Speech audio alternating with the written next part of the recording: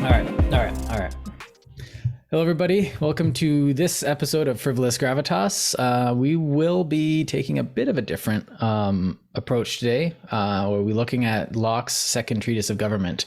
But before that, just a reminder that we are on a whole bunch of different platforms. So if you don't really want to watch us on YouTube all the time, you can check us out on Chris. Check us out on RSS feed, podcast players, wherever you listen to your podcast. Links are in the description.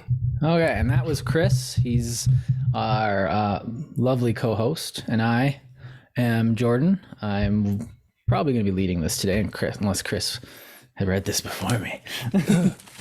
But it seems that I've deep-throated Kermit. He still hasn't got off. Oh, that's a horrible analogy. We have people. We actually have people watching, right? Okay. But the algorithm won't catch that comment.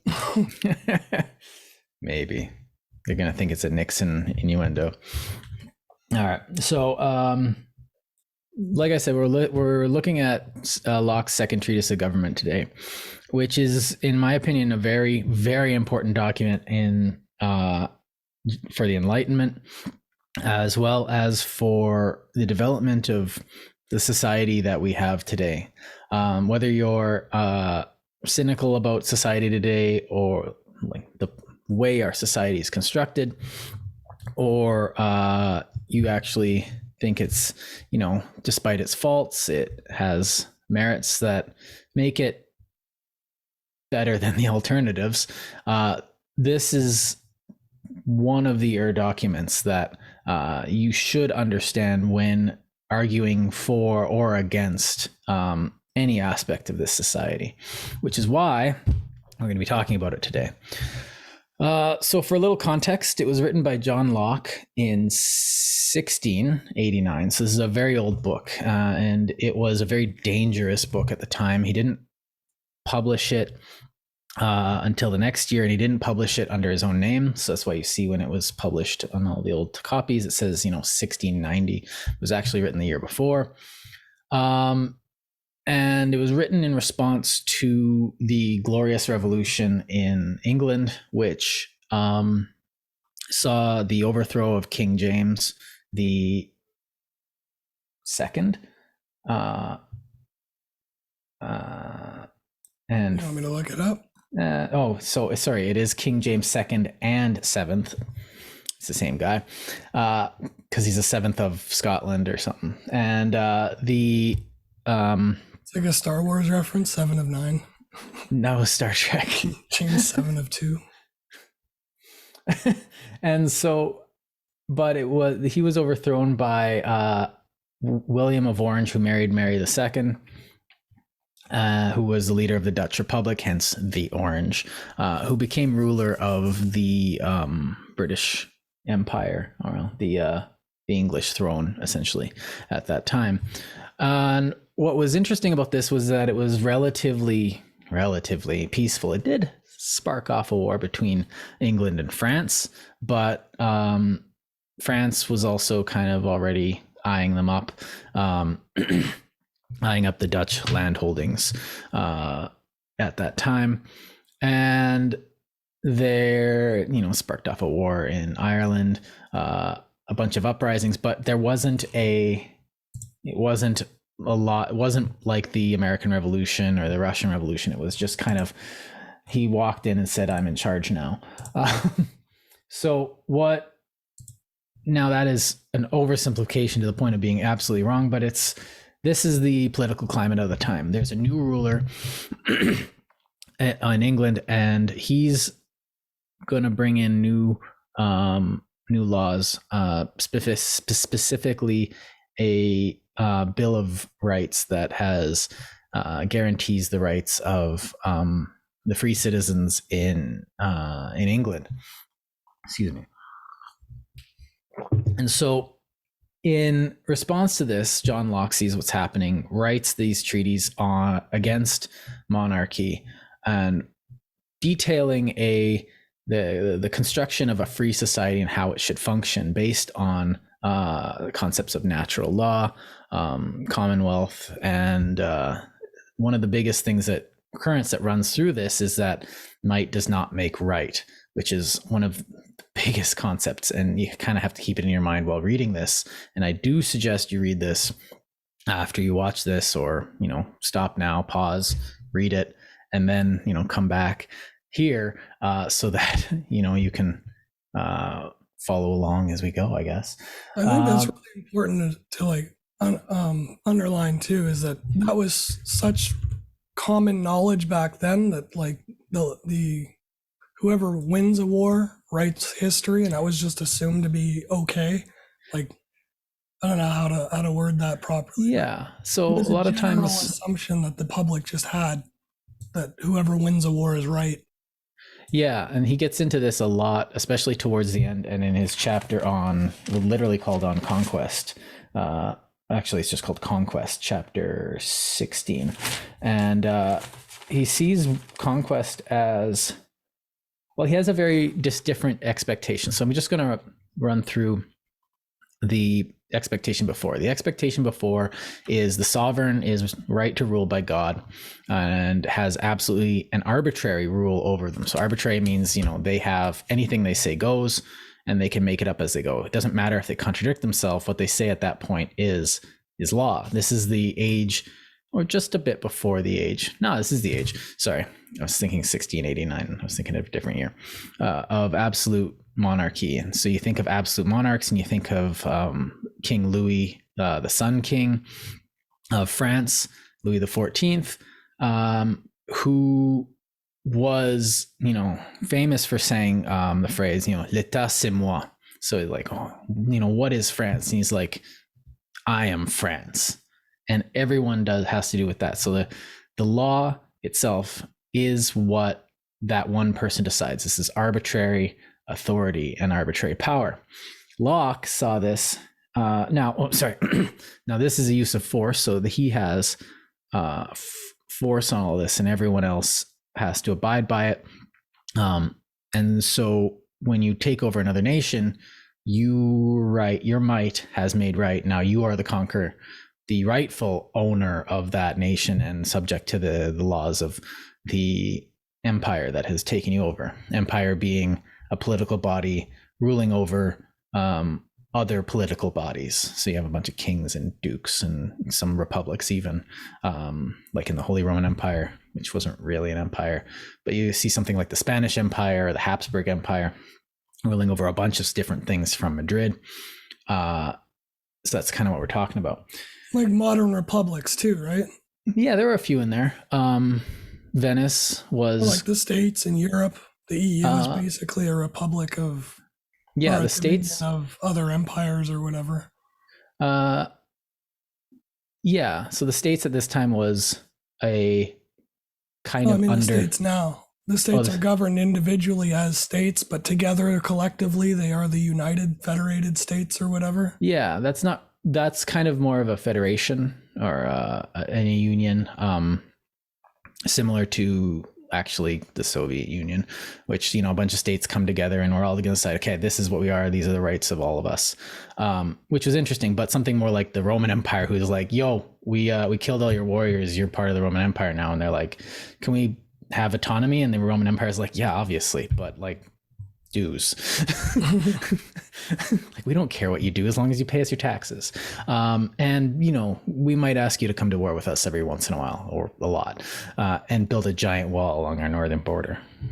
So what the difference is that you have independent countries, and there's some really weird ones out there, like San Marino, Luxembourg, which is still around. Switzerland was always independent, which actually has a lot of interesting similarities to the modern America. But I think that might be another discussion, the types of political bodies. I want to get into another book in the future. If this one turns out well, I want to get into maybe Machiavelli, because that would be fun. Because I think, and I've been itching to read it anyways. So, but what he's looking at is, at this time, a future hypothetical, mostly hypothetical polity that hasn't at that time come about yet, and wouldn't come about for another, well, it kind of half came about with the Glorious Revolution, where the king lost a lot of power, and William of Orange was okay with this because he still gets to be king. And he quotes James II saying, like, I'm just the king, I have to obey certain things as well. But it wouldn't really happen until 1776, about 100 years later, where something like this would actually be tried. And then again in 1789, where something like this again would be tried and absolutely fail 6 times in a row. So I'm looking at you, France. So let's get going. So this was a very dangerous book at the time, and you can probably figure out why. So one of the things he lays out, the first thing he lays out is that everything is based on something called natural law. And this isn't something that he came up with. This isn't something new. It goes back further than Christianity a bit. The Eastern... way back, man. That was Greek mythology or whatever. What was it? Not Ariadne. That was the one with the thread. In Iliad, what was her name? When Hector gets dragged around and she says, "No, I get to bury my brother because there's a natural law or rule of order." Yeah, Hector's wife. Oh man, it's bugging me that I can't remember her name. This is bugging me. Starts with an A, I think. Oh, you look Antigone. it up. Antigone. Yeah. So is it Antigone? Yeah, look it up. I'll get into it. But yeah, it does get in. It's like 800 BC at least. Goes way back. Well, the Iliad would have been about 1200 BC or 1221 or something. They actually they found Troy, so they dated it. But the story itself is probably about that old too, if not older. Okay, that's gonna trigger some historians, but whatever. But it got codified. A lot of natural law got codified within Roman law, Eastern Roman law, like during the Byzantium period, where you see the Justinian Code saying stuff like bees are naturally can be taken whenever because they cannot be tamed and therefore cannot be owned, and therefore anybody can just go take honey from any beehive they want. So this is like, this is the way the world works, and we have to follow it. And this has severe implications for us nowadays, but that's not today's discussion. So natural law is something that governs us all. It includes things like gravity, includes things like you're not going to fly off of the ground unless natural law dictates it. And, natural law dictates that if you put a stronger pressure wave under and a lower pressure wave here, you can levitate with velocity so that you can have an airplane.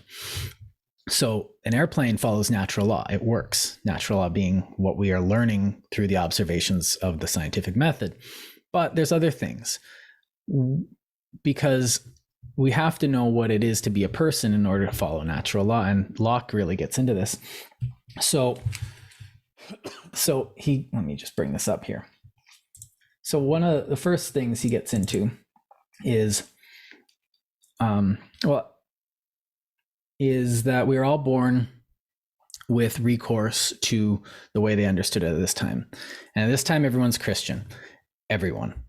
And I don't care what you say. Well, there would have been outliers. Of course there would have been outliers, but people are Christian. It's just like people believe in science nowadays. That's the way it works for them. Now, this isn't so bad. This isn't just, we can't just blatantly say they're all ignorant, because what they believe is that the world exists according to the tenets that God laid out. It's not some magical thing. The world exists the way it is because God made it that way. Humans exist the way they are because God made it that way. It's unchangeable. It's It's unchangeable because it was made in a very specific way. Now, this can be Locke, all throughout the book, refers to natural law as something, God did. It's something that humans can't change. Anything humans can do is according to natural law. But There is a but. We are the only animals that can corrupt natural law, that can make decisions that go against the best interests, whereas animals and everything else in society has to, or by its very nature, obeys the law. So a cat will act as a cat was intended to act. Humans can act contrary to their nature, i.e., I won't eat that jelly donut, even though everything in my being is telling me I want to eat it, because sugar tastes good, so eat sugar. But you can go against it. Now, this, he claims, is for the betterment and the safety and blah blah blah that. So man has to exist within this natural law, and when he exists within it, as a within nature, he says, we are well, let's get into this. Okay, so by nature, okay, here we go. Sorry, I'm just trying to find the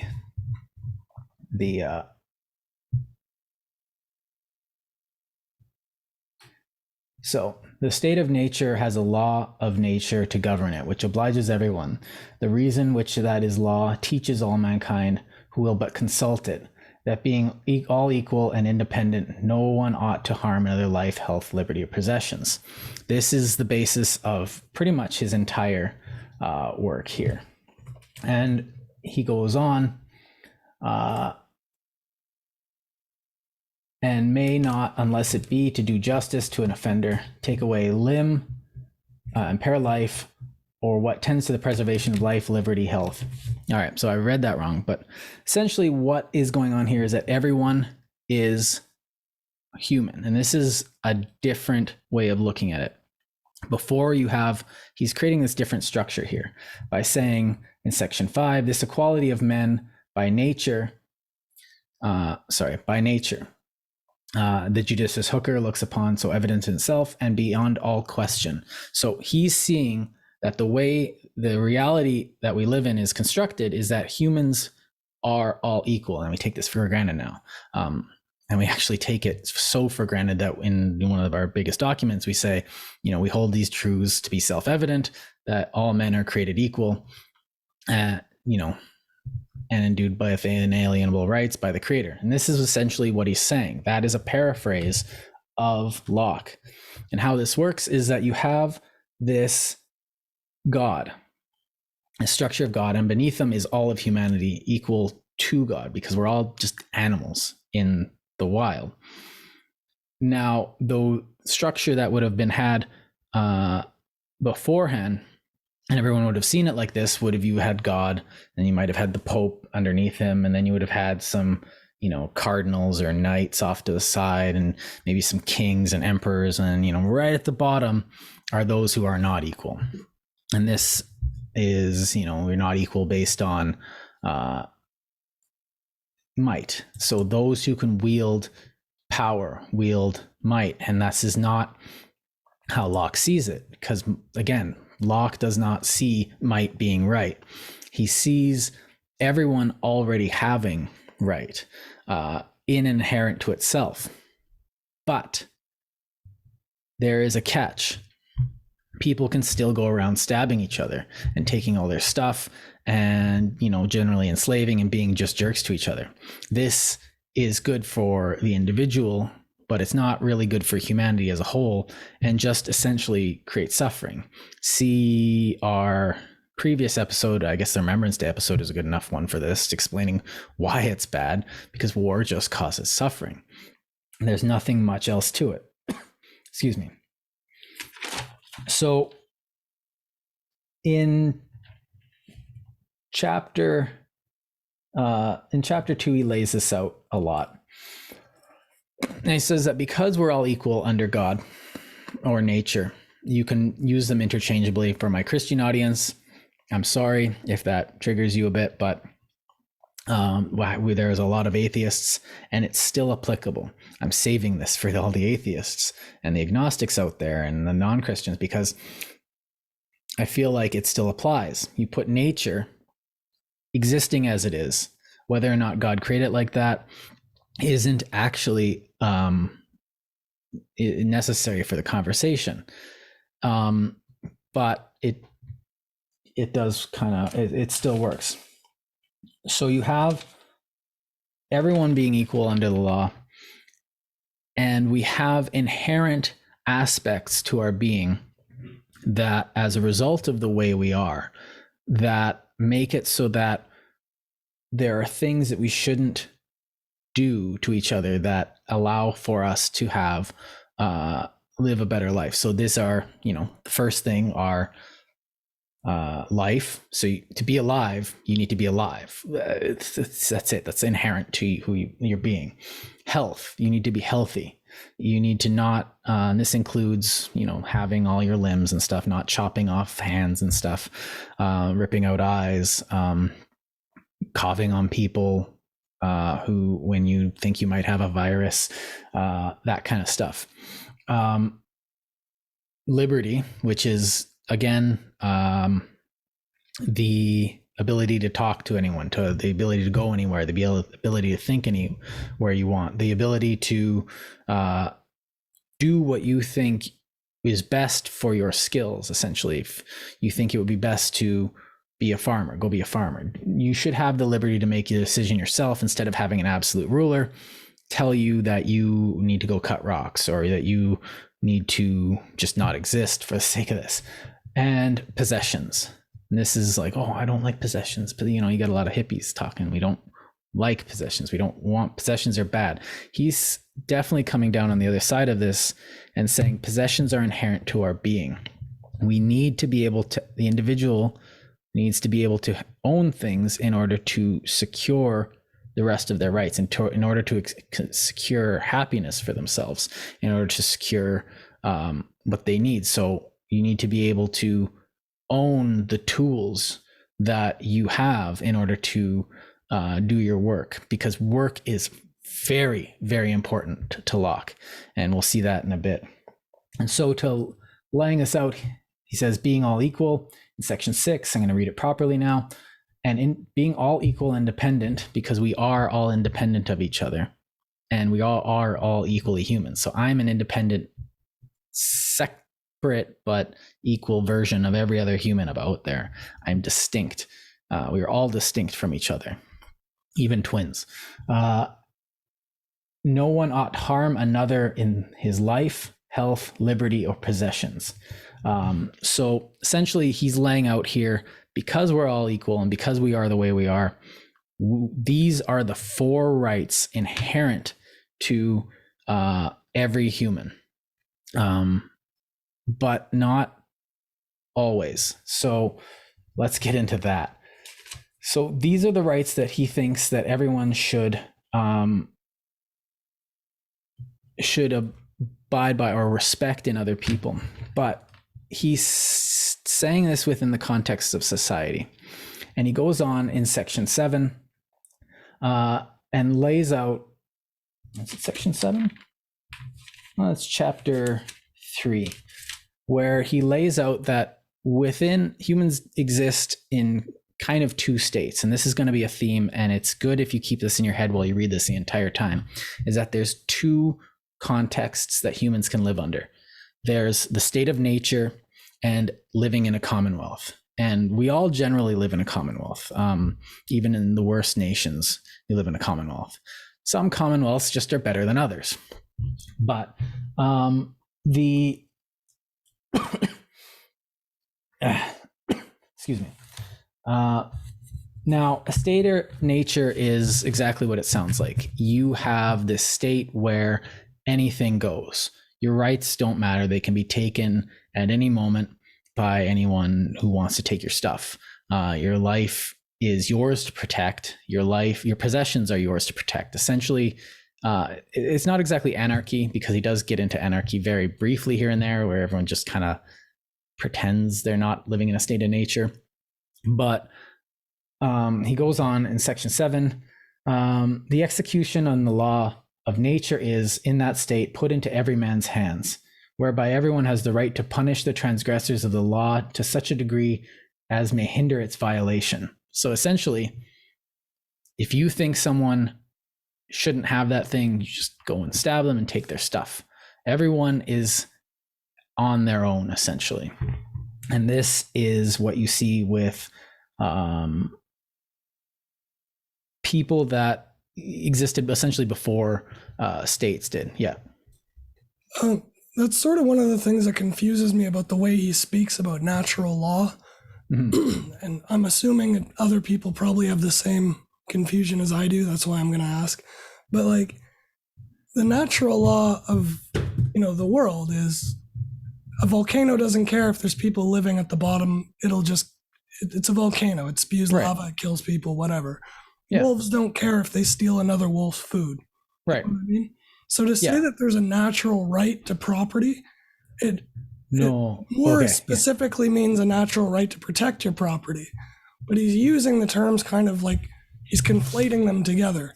He's saying on the one hand, you have natural rights, but on the other hand, you have a right to protect your rights. So but then they're not really natural. You do have I was going to get to that. So in a Commonwealth, I guess I should just say this right out. In a Commonwealth, you have those rights.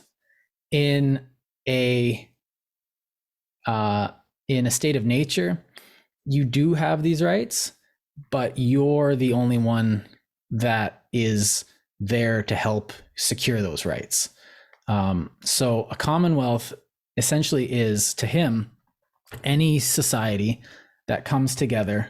It's not democratic. Let's see here. It's just an organized agreement, a social contract, right? Essentially, yes. Let me see if I can find it here. Oh, geez, I'm pressing the wrong button. I think those are the words he uses as the social contract. No, that would have come a little later. But okay, here we go. In section 133, by Commonwealth, I must be understood all along to mean not a democracy or any form of government, but any independent community. So any time people come together, and he says this ad nauseum afterward, is for the good of the people. So protect each other. So we give up that pure freedom that you can have in the nature to do whatever you want, to live as nature wanted you to, blah, blah, blah, blah, blah. That noble savage, as Rousseau did. And Rousseau would have definitely popularized the social contract ideas. And that would have been in about 40 years after this. But the social contract is a good way of putting it as any, because you're making that social contract. I give up certain aspects of my freedom, specifically I delegate my use of force to the Commonwealth, whatever your particular group wants to, however your group wants to order it, to that body, so that we don't just go around stabbing each other for each other's stuff. The state, rather than being an arbitrary top-down imposition of a force, rather its sole purpose, in Locke's estimation, is to protect these rights.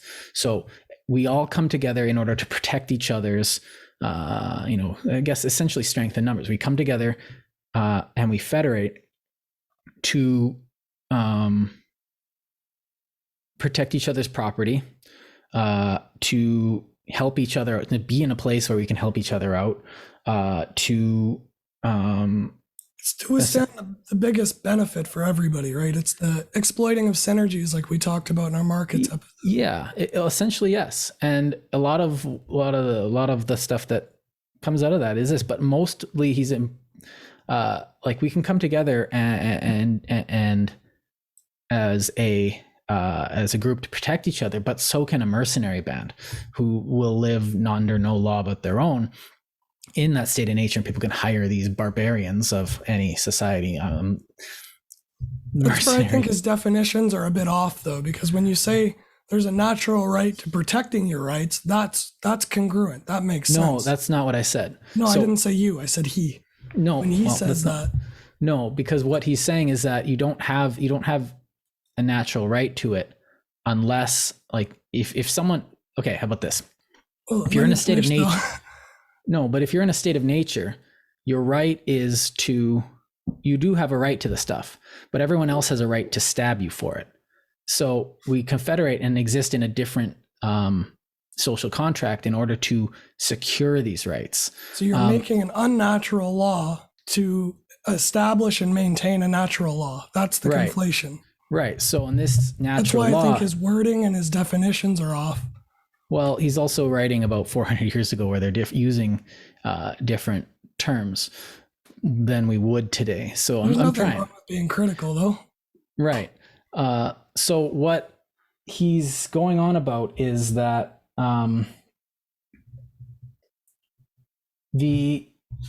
essentially you're living in a state of nature where essentially is rule of force and violence, and you can confederate under a monarchy, and you are subjecting yourself to an arbitrary rule, which is your choice, but you can how do I say this? You can't. Okay, what was your question again? Threw me off. What was it again? What I was trying to do is help the listeners understand from where, when I listen, I get confused. I wasn't trying to correct you or change anything what you were saying. Okay, but what was your question? The way he uses the words are in contradiction with themselves sometimes. He'll use the same word natural law to mean one thing as well as another thing. He'll use it on the one hand to state that we have the ability and capability, and he'll use it on the other side to say that we have an entitlement to that type of action or behavior. And they're two sort of separate distinctions. But he uses them interchangeably, and that's what's confusing to the listeners. So I was just trying to help elucidate that if somebody out there is also hearing you, it's not that they're misunderstanding or that you're saying it wrong, it's that he actually uses language that's not perfect. So by natural law, I would say that's, the way God created the world, or the way the world exists. You can't go against what is. The world is what it is, and you can't really change that. So I guess this is probably my bad, because what rights you have in that. You just have them. You have the right to be alive. That protection of those rights isn't guaranteed under natural law. And so you have the ability, as long as you're alive, to be alive and to be healthy and to own things. But that's not protected, because someone can just come on and be like, stab, give me your phone. Phone. But the natural law to that would be you have the right to defend protect your own natural rights. Yes. Oh, yes. To the best of your ability. Right. But so what we're doing is we're establishing an unnatural government to protect your natural rights. Right. And he's There's trying to. There's nothing wrong with that. It's just the words that he's using are being conflated together. Right. And you do have the right to protect yourself. But the problem is that if you're living under a state of nature, which is the thing I should have been using. So state of nature being, Stone Age people, essentially anybody before the first republics came about, where everyone's kind of like, okay, we're all in this together. What do we do? When the first governments came along, and people started questioning things like slavery and, just violence for things. And so in a Commonwealth, we can come together, and you can have a whole bunch of guys with sticks going like, oh, you can try and take my stuff, but you're not going to be successful. It's protection of it. You and the state or the government, its job is to provide for that protection. That's the sole purpose of the government. And the sole purpose of the government, I should really move on into war. But I think it's important that you dwell on it, though, because we still have those types of defenses in court. Like the only defense to murder is either it was an accident or it was in self-defense. Right. So this is going to make... These are still pertinent to today. Oh, yeah, definitely. This is 100% pertinent today. Yeah. So I'm going to get into war, because this is not going to make sense. I think that's my oversight here, is that I haven't been explaining war. And Jordan's going to talk about war again. Go figure. No, but... to Locke, war is something very different. Now, when we think of war is an armed conflict between groups of people that have a disagreement that ends up usually being dumb. But for the most part, there can be just wars in Locke's estimation, but that's not part of today's conversation. So a state of war, you don't go to war. What happens with Locke is that you enter into a state of war. And in what chapter is this? Okay, so I'm way ahead of myself. So what happens is that you have these rights according to natural law, and you don't have protection into them. So in a state of nature, you can't actually have war. Everyone's just kind of out for themselves. You're doing this. War is what happens when in a commonwealth, someone is trying to, or for some reason in violation of someone else's natural rights. So, and these again are, life, health, liberty, and property. So if any of these are being infringed upon, you are in a state of war. So within the Commonwealth and without. So you can imagine something like a war of conquest. And a lot of this or a genocidal war where you are infringing on people's right to live by killing them unnecessarily, or Vikings going and stealing and thieving, which are infringing on Vikings definitely living in a state of nature. They did not confederate very well or much until about maybe the 9th century, or historians reading. Yeah, well, they did eventually, but they always had a family structure, but a clan is not the same thing as a government. Yeah, anyway, you're right. So you're taking away their right to property, or you're taking away someone's health, especially with something like slavery. He has a long chapter on slavery where essentially, where is slavery here?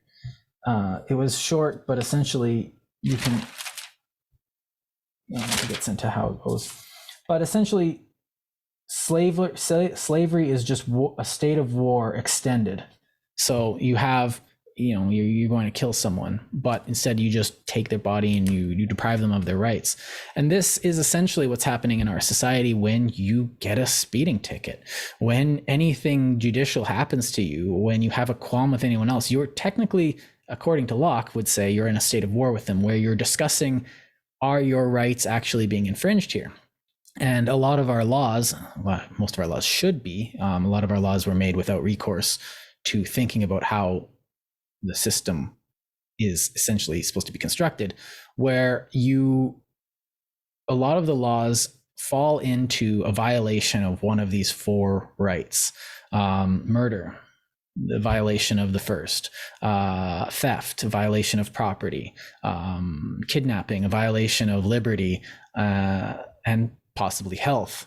And so slavery is a violation of, well, most all of them, because you've taken away their right to life, and you have the authority of life and death over that person. So you are in a state of war. And this, I think, is actually absolutely fascinating, because he boils, instead of war being about the violence itself, war is about the ends of why the war is happening. You're taking stuff away. You're depriving people of stuff. And he moves this into a place where it's not necessarily needed that you need to be in an armed conflict or fight a duel to resolve this. When you make it about that, then you can solve your differences in a very different manner than would have been happening before. So you move into a place of civil society where you have both men and women have rights. So where you have, I don't know where I was going with that. What was I talking about? I'm sorry, I lost it. You were talking about transitioning into civil society by accepting or adopting some type of principles that allow the enforcement of protection of rights. Right. So to understand war like this is making it so that you are no longer necessitating yourself to constantly be in a state of conflict with everyone else. And you do this by federating into a commonwealth. But it's a lot more complicated than that. So I'm going to move into how he essentially does this, or what his conception of what a properly functioning commonwealth should have or even look like. Now, he doesn't preclude the fact that you might that there might be cultural differences. In fact, he on many occasions accounts for this, saying your group might want to naturally just want to have a monarch, and that's okay. Keep in mind that your monarch's power should be not arbitrary and limited to what they can do, because again, everyone, the tenets that he's going by, one of his first principles is all men are created equal. So however you set it up, even the most powerful people have to be subject to the law. So this is one of his first things. In a commonwealth, everyone is subjecting themselves to an agreed upon law where they all come together and know how to act within that. So, you're not allowed to kill. Everyone agrees on that. You're not allowed to do this. You're not allowed to infringe upon these rights. And however you set it up from that basis is up to you. You can, and he goes in and says, like, some people in some Native American tribes may want to do this. And he does say that Native American tribes have, and one tribe in Brazil and a couple ancient Greeks have set this up before. So, don't think this hasn't been done before. And don't think I'm like, he's arguing also that he's not just pie in the skying here. And this is something that has been tried before, though not exactly like this. But he also doesn't draw lines very clearly, right? Saying there's some leeway. He doesn't say where the leeway starts and stops. He says, like, a culture should be free to, like, say they want to sing and dance before, or sing the national anthem before school starts in public education. Yeah. But it doesn't say anything about the coercion for the people who dissent. No, in fact, he acknowledges that, and he acknowledges that everything is going to be, everything is going to be not relocated, but filtered through reason. So you're not going to have, and he doesn't lay it out because he's like, societies change over time, and you're going to want to have your society change. In fact, if you want to sing before the national anthem and all of a sudden that becomes cringe for some reason, you want your society to be able to change because there's going to be different circumstances. The people's opinions are going to change. You're going to understand different things. But forcing cultural adoption, though, is sort of where I don't really care about the national anthem thing as the example. What I care about is the fact that there's a coercion at play, which violates people's natural rights, right? Which completely sort of goes unaddressed. Because it's like, if you have the right to have some cultural affiliation towards your natural laws, then ipso facto there must be variation between cultures. Otherwise, there'd be no point in even mentioning it. And if there's distinctions between cultures whatsoever relating to natural rights, then they can't be natural rights. They're not natural in that case. They're cultural rights.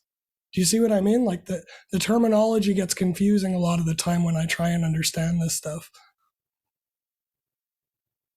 Like, for example, if you give a culture the natural right to have some type of cultural rights, as soon as those rights are different from another culture's rights, then they're not natural rights, they're cultural rights. Because a natural right is universal, it's inalienable, it's never changing. Right. And so he's outlawed natural rights as things that all humans have, like every single human, regardless of whatever, has. Men, women, like people on the far side of the world living on an island. This is something that's inherent to every person. And beyond that, you don't have any strict structures as to what you have. Everyone has property. Everyone can hold something and say mine. In every culture, everyone is alive. Everyone has the ability to feel sick and be healthy and full of limb. And everyone has the right to use their mind in their own way. Beyond that, that's up to you. And beyond that, there's no rights. There's no cultural rights. There's just culture. You don't have a right to your culture. It's just something that you do as a group. A different way then with taxes. If you have a right to property, you have a right to earn your own money. But being part of a society that protects your natural rights means that you have to agree to a social contract to allow taxation. So as soon as they appropriate your tax money, you're voluntarily giving up some of your natural right because you can't object to it. There's no dissenting. No, because you're freely giving of it. You're allowed to give your property to other people voluntarily. Right. But if you decide that you want to live in that society and disobey the law of the society, the society has a to right become a natural right. Right. Okay. So he does this. He addresses this a bit when he gets into war a bit, because he talks about it a lot, but it's confusing though. That's what right. I'm trying to get you to explain it because it's hard to understand.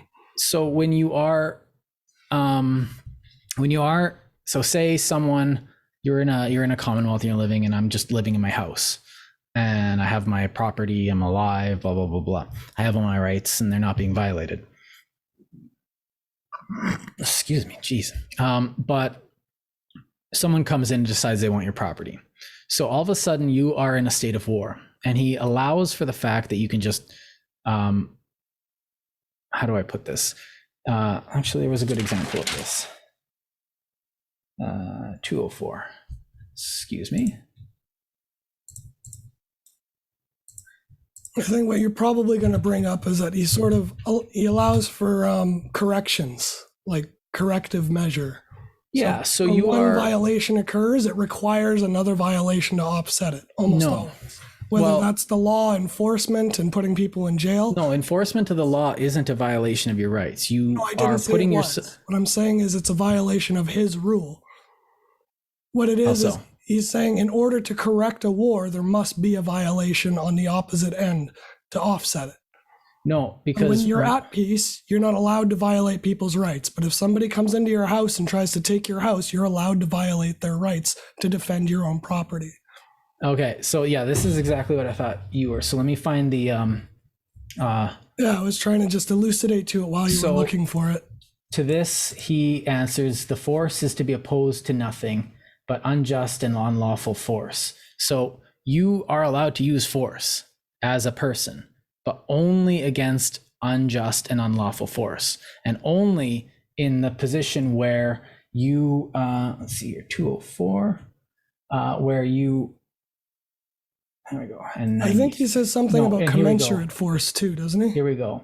So a man with a sword in his hand demands my purse on the highway, when perhaps I'm not 12 pence in my pocket. This man I may lawfully kill.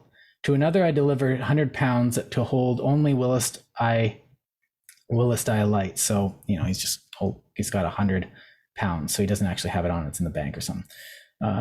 So to another I deliver 100 pounds to hold only willest I alight, which he refuses to restore me. So I've lent someone money and they're not giving it back. So he's violating my rights to prime property. War. It's a war. It's a war. You put it, yeah, right. But you're in a Commonwealth, this one. So, which he refuses to restore me. When I am got up again, but draws his sword to defend the possession of it by force, if I endeavor to retake it, the mischief this man does me is 100 or possibly 1,000 times more than the other, perhaps intended me, whom I killed before he really did me any harm. And yet I might lawfully kill one and cannot so much as hurt the other lawfully. The reason whereof is plain, because the one using force which threatened my life, I could not have time to appeal to the law to secure it. That's the key. And where it was gone, it was too late to appeal. The law could not restore life to my dead carcass. The loss was irreparable, which to prevent the law of nature gave me a right to destroy him, who had put himself into a state of war with me and threatened my destruction. But the other case, my life not being in danger, I may have the benefit of appealing to the law and have reparation for my 100 pounds that way. In my opinion, that's the most important part of the whole thing. Mm-hmm. I knew that was an important That's part. The really complicated, hard part to grasp is where his terms are separated. Right. Mm-hmm. So he realizes that, people are going to try and cheat. No matter what. And he says the only perfect person was Adam, who obeyed natural law perfectly because he was Adam. And so after that, everyone was just kind of trying to figure it out and wasn't good at it. And we screw up and we try and cheat each other. Some people are better at it than others. But when someone tries to cheat you and you're living when you're living in a state of law, everyone's under law, not in a state of nature, and you've subjected yourself to this artificial law code so that you can live in harmony with each other, and someone tries to, game the system, like we see like every single day. Heck, I game the system when I say, if I drive 5 kilometers over the speed limit, I can get there faster. So I'm cheating the system a Or bit. when I It's not that jaywalk, you walk Yeah. across the street in the wrong spot, you're disobeying a rule that's meant for you're everybody. disobeying a rule. Now, not all of us agree on jaywalking because jaywalking was pretty much put there in order for an excuse to persecute strikers in the 30s. But when he understands that some people are going to cheat the system and you may have to act in a state of emergency. Someone's trying to kill you. And so, you kill him before he kills you first because, you're in a state of war and there's no way to deal with that. But if it's something where your rights aren't in immediate danger, then you can then if you have the recourse at any point to appeal to the court, then that's what you have to do, because you have, again, once you've entered into the Commonwealth under law and live under law with everyone else, you are acceding your right to violence to the whole, essentially, which is, we talked about this a bit in our book, not our book, on our look at the Starship Troopers concept, citizenship, service guarantee citizenship. One of those where we looked a bit into that episode when we looked at the state has the monopoly on violence, and this is why in a state the state has the monopoly on violence, because so we don't have that ability to just go around stabbing each other, because there's a power that can come around and be like, that's not lawful, we're putting you away. So this is that social contract. We all give up our right to violence in order that we can just live in our nice little house and not worry about the neighbor coming over and just stealing your lawn gnomes or something. And so this is I kind of want to get into he gets into, I'm going to skip over parental power, and I'm also going to skip over another type of power, because he lays out 3 types of powers. Wasn't the parental one really big though for him? It was, and he actually argued, because he argues that. Summarize it briefly without getting into it then, just so that we know what we're skipping. Yeah, so parental power is limited, and it's the power of children. So children can't exercise their right. You, as a person, a citizen, someone who lives in the Commonwealth, you have to be able to understand the laws. You have to be able to understand what you're getting into. And he says that up until then, the mother and the father have authority over all of their children in order to, raise them up, make sure they know what's going on until they reach the age of maturity. He doesn't mention an age because this is smart, because not everyone matures at the same speed or even matures at all. And sometimes the elderly need the same protection as children. Yeah, when I realized that growing up, I was like, oh man, these 80-year-olds are acting like teenagers. That was a shock to my system. Mm-hmm. So he also gets into slavery, but he goes on length ad nauseum. A lot of this is small pedantic details, but essentially slavery is an extension of war. Slavery is a state of war, and you are, and it shouldn't be a thing. This was, I find it neat that, let's see here, the 3 powers. Let me just quickly find this, because there was a chapter, he talks about it early and then he talks about it again later. So I'm just going to quickly try and find that. So in answer to your question, talking about paternal power, he lays out paternal power in an entire chapter. And then in another chapter, he says, I'm not going to discuss that because I discussed it above. And then he has an entire chapter describing power again, where he describes it again. Yeah, I guess he got to it and thought it was important. So chapter 15 on paternal power and political despotical power and considered together. So to him, there's 3 types of powers that a person can wield. There's at least within the realm of government. He's not talking about like electrical power or anything like that.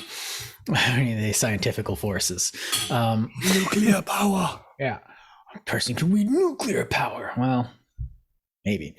But there's 3 powers that a person can exert within human relationships. And one of them is political power.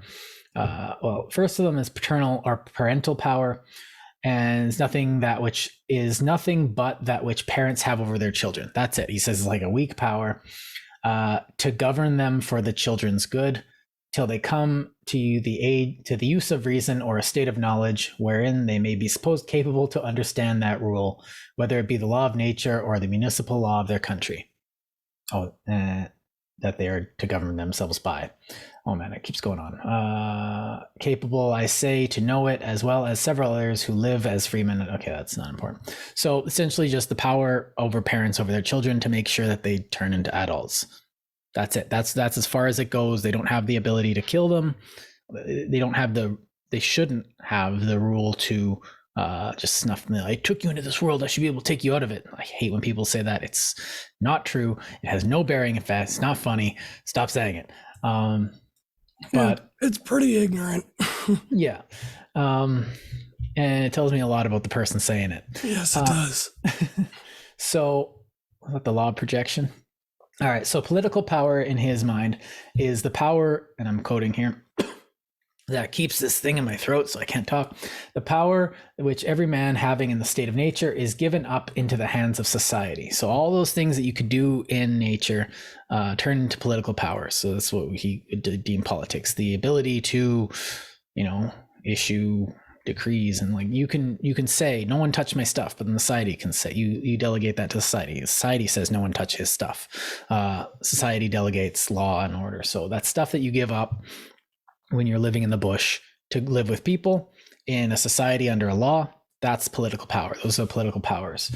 And therein, to the governors with whom the society has set over itself, the representatives, and trust in that. Okay, so then he puts a further power that he has, which is despotical power, and it's pretty self-evident based on the name, is absolute arbitrary power one man has over another to take away his life whenever he pleases.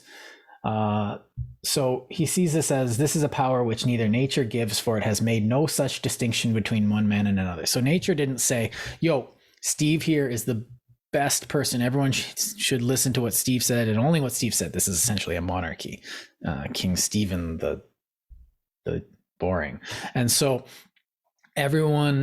nature never really puts anyone over each other. Nature just kind of makes people based on nature. And so it never says, okay, this guy is the guy. Nature or God never said, which, the Catholics are just sitting there seething right now because they have a pope. God didn't put the pope there. People put the pope there, according to Locke. This is why this is a dangerous book. But just to be clear, it's not just Christians. It's all theists. Yes. Just referring to Christians because they're the predominant denomination or whatever. He can also get away with this because he's living in England. Lucky. So this is the types of power he get into. So not only to take away life, but also property. Before I get into how to construct the state, I was remiss in defining property. So let's do that, because he says, the state's there to protect your right of property and then to allow for the protection of the other rights. But mostly it's there to protect your property, because you can't really do anything without property. And here's why. Because property to him is what you put effort into. Anything that you put effort into becomes yours, whether by the use of money or through things. So he says, property makes things, and he has a very actually well thought out economic argument. But he's one of the places where I disagree with him a bit, but not completely. But you can't give someone property. They have to actually put effort to it. And that's what makes something yours.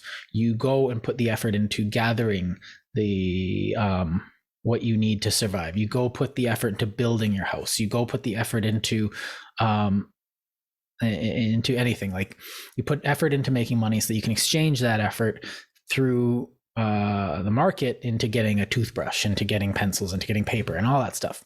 And this is what happened. And he says nothing is given, because that's not really how nature works. Everything needs to be, you need to have an exchange of something, and that thing that humans put effort into, you need to be able to change what God placed here into something that's useful. And he isn't a naturalist, because he goes on to say, like, wilderness is nice, but it's not very productive. Someone with 100 acres of wilderness and all that wealth that they have, that's not half as good as if someone had 1 acre of tilled ground, which is producing something and ends up being 100 times more valuable. And this to him is the benefit of, coming to a Commonwealth, because we can leverage our property to increase the happy. We've talked about this ad nauseum in our podcasts, like on markets, in economy, when we did a whole bunch of stuff. But he does lay a claim, which I don't know if I follow too well, where things we value. Maybe I could take a stab at it. But he says that we shouldn't hoard. And I don't know, because we only should produce up to what we need. And then beyond that, we, could give it away or something, or sell it. But yeah, go ahead. I think the reasoning to it is it's disincentivizing people from being productive in that synergistic way if people can take from other people's investments. Mm-hmm. So if you till a soil in a farm and somebody else can come and steal it, it reduces the incentive for you to invest in your property to till a fertile farm. Mm-hmm. So economically speaking, in that synergies way, where we're all collectively getting together and surrendering the same rights equally to all have part of that same social contract, the point of it is to extract the greater benefit from the group. Yes. And you can't do that if you don't have a security of the value of your input, the efforts that you put in towards the productivity coming back out. So as soon as a person isn't able to keep and accumulate wealth or any goods of trade or currency or whatever, mm-hmm. It creates the opposite effect, where people are just going to start looting and violating other people's rights in the extreme. Right, like the trains in California right now. But or the better example, if you haven't seen it, go look it up. But but one of the classical examples, which actually probably happened previous to this being written, was the Thanksgiving story, where Smith comes back on, sees the Plymouth colony, and it's all in disarray, and everyone's essentially doing communism, and nothing's getting done. And he says, "Okay, if you don't work, you don't eat."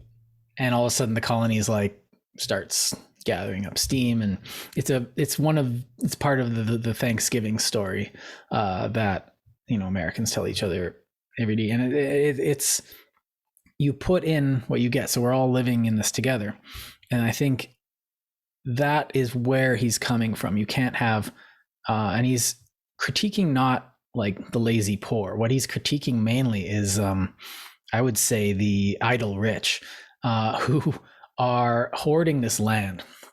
And I've been trying to find this the whole time, because there's two sides to it too, though, is on the one hand, he doesn't want people hoarding, because hoarding only secures a greater wealth disparity, and a wealth disparity will also cause the same calamity that you're trying to avoid by mm-hmm. organizing social groups and social structures or politics or whatever.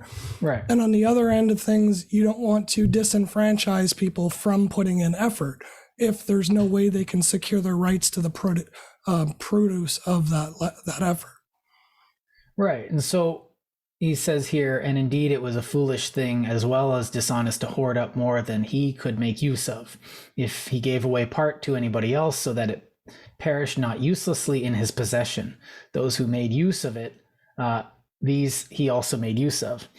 So a good example of that is like Disney with their intellectual property. By hoarding the rights to their Mickey Mouse and stuff, but then not using it, mm-hmm. what they're doing is they're preventing a whole bunch of other people who would like to use it and create content, but can't. Yeah. And they're hoarding it for no other reason than just the intellectual property. Right. But gaming companies, like game developers, if there's a whole community of people who want a remake of a game, but the developer's not interested in making the game, it just sits there and nobody's allowed to touch it. That's what it means by hoarding. Well, and he's not even arguing for charity either, because he's saying everyone has something that they can give. And he says further, if he gave away part of, if he bartered away plums, he would have rotted a week for nuts that would last, good for his eating for the whole year. He did do no injury. He wasted not the common stock. So he's saying everyone in society has something to give. And this particular landowners I was talking about who like have all this land that they're doing nothing with and it's producing nothing. And he's like, they have all this property that could be used to the common good, but they're just kind of, this is my land and sitting on it and not doing anything with it. And he's saying like someone in his estimation who is tilling land of 10 acres has more wealth and has more dignity than a rich man who has 100 acres of wilderness or something. So this, to him, property is important because property is one of those things that you need. And I do agree with it. Property gets short shrift nowadays. Why can't we just have bikes in common? Why can't we have this in common? Because, well, I like my bike a certain way. I don't want to co-op share a bike. My bike is, I can tinker with it and make it fit me, and I can lend it out. But we're in a state of war if you break it when I lend it to you. And because we're in a society, I go to the government and say, well, I can go to the government or we can solve this between ourselves. And so, and it's not really freedom either to say that you have to give up use of your bike, right? Right, exactly. Like, there's nothing wrong with having a society that has a sharing economy as well as an ownership economy. A lot of people like me wouldn't want their own car. I would much rather just have a borrowed one that I don't have to deal with. You know what I mean? And if but you not ask everybody's me, like me. Well, if you ask me, Jordan, can I borrow your car? I'd probably be like, yeah, but not on Thursday. And so because, I get first dibs on my property, but at the same likewise, time, I wouldn't lend my computer to anybody because of how much effort and time and work I've put into building and managing my computer, right? Right. And this, again, to me, wouldn't be a free exchange. I'd be giving you up my car, but, my friendship is of value. But at the same time, I might call in like generalized reciprocity. I'm not going to be like, well, you owe me this much. And I've seen people run lives like that, but generalized reciprocity in that kind of relationship would fill the gas tank, wash it, check the tires, something. Make sure it comes back in at least as good a condition as you got it. Yeah. And then all of a sudden I have a clean car. Oh no. And so we have benefited each other. And this is why I find it very off-putting when people say, well, we don't need property, we don't need exchange. Well, we just give everyone what everyone needs. It's like, that's kind of evil. And that's exactly what Marxism did. It went to that extreme with everything. Yeah. It's like, well, if you can be this productive for profit, then you can be this productive with the government taking all of your profit. People are like, no, I would much rather go to bed early and see my family. Thank you very much. Yeah. So let me just quickly pull it up. Let me just quickly pull this up. Like, who's going to do overtime without getting paid overtime? That's why we have overtime rules. Nobody. Hold on a second. You can just cut out this silence. So instead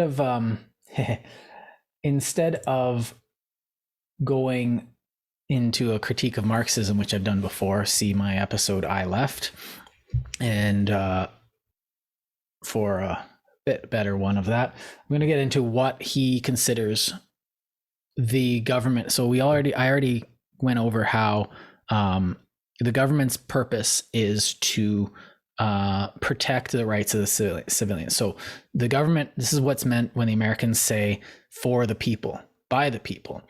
And everyone thinks it's all, hokum and, jingoism, American jingoism, but these words do mean something. It's not some mumbo jumbo. They say it for a reason. And so in Latin, he says one of them, salus populi suprema lex esto, the health and welfare of the people should be the supreme law. So the government is there to serve the people. And this to now, obviously that's what it is. This was a revolutionary concept back in 1689. Still is. People think that we live in some authoritarian regime here in Canada because of COVID regulations. And well, even when you vote in the last election, everyone's voting for, Jagmeet Singh's going to fix the country. What do you call it? What's his name? Justin Trudeau is going to fix the country. Oh, this party or that party is going to fix the country. No. You're hiring an administrator. And know that. And know you're hiring someone who's limited. And actually, here's why. Because Locke set it up in just this he didn't set it up. He thought of this in this way. And the founding fathers, Jefferson was actually a brilliant writer. Changed my mind. You can't. I'm sorry. It's just the way he used words. But back to Locke, he set it up in a way where you are... Okay, so he asks the question, how do you set up a nation? And first of all, he says, well, the easiest way that everyone would assume is conquest. You just conquer it and what set it up. People like to call it colonizing. We're expatriates colonizing. Yeah. So conquest, he says, though, doesn't do it, because he says of conquest, many have mistaken the force of arms to be for the consent of the people and reckon conquest is one of the originals of government. But conquest is far from setting up any government, as demolishing a house is from building a new one in its place. So he sees conquest as just destructive. You're not going to be able to set up a new thing via conquest. He says first thing is first, set up laws.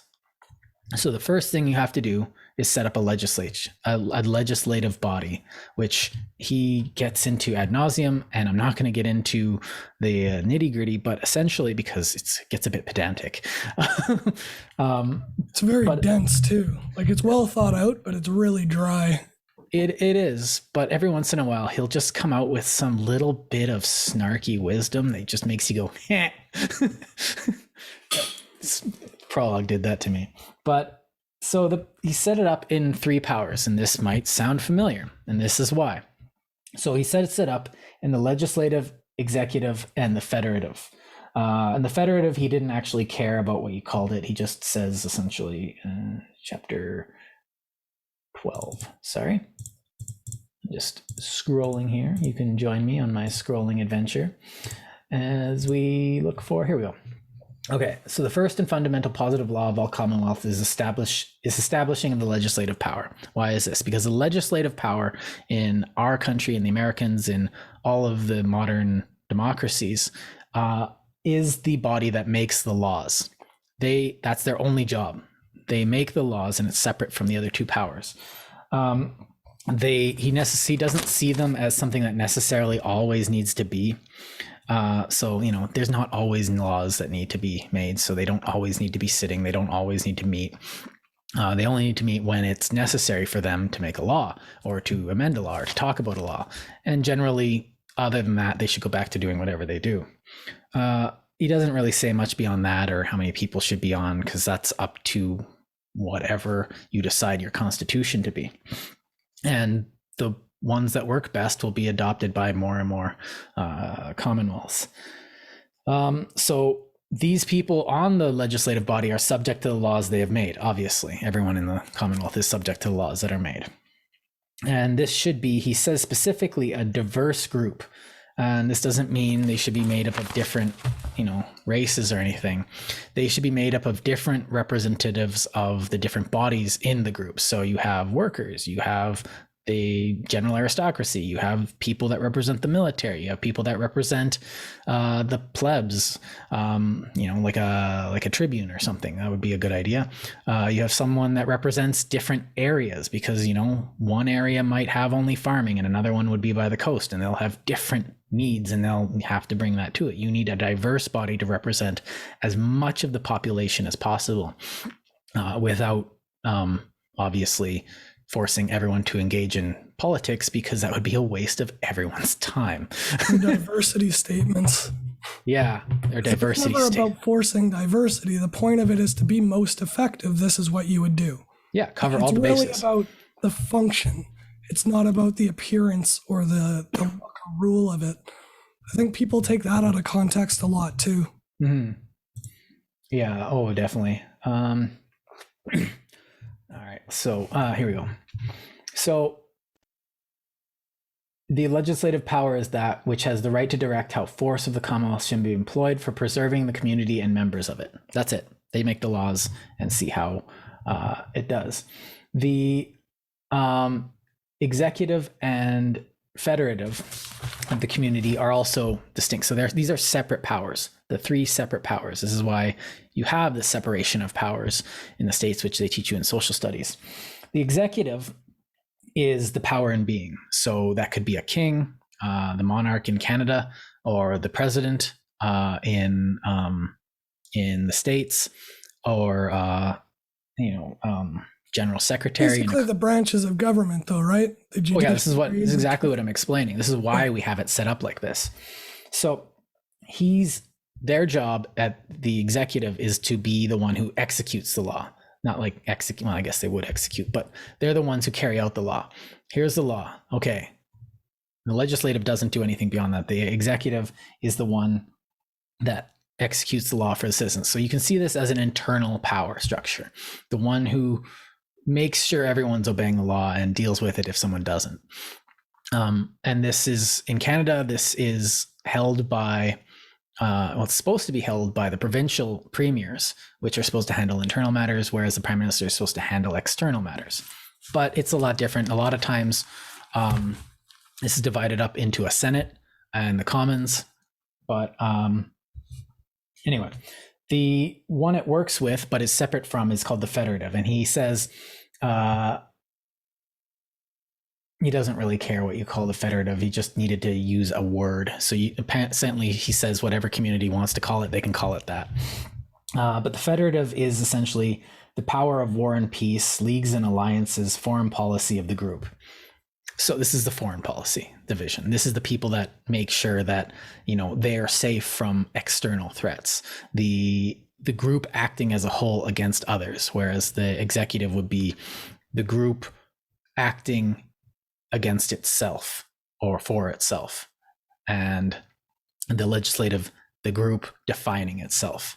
So this separation allows them not to, because if the executive gets a hold of the legislative, which is always, when you see someone in the States maybe even brush up against that, which happens every couple of years, someone will have a slip of the tongue and they'll say, what if we got this? And appointing judges and stuff like that. Every time a judge gets appointed, all the Americans throw a fit conniption, and rightly so, because, and this has happened for hundreds of years, because they should throw a fit conniption every time, because they have to make sure that the executive does not gain control over the judiciary, because then the executive can just say, I am the law, l'état c'est moi, and you have absolute authority in the guise of a republic. And it's the same for the federative. And then you end up with you can end up in a state of war with other countries unnecessarily. So this is how it's to be set up. But it's not, he doesn't say that this is how, this is not a guidebook. This is a theoretical piece.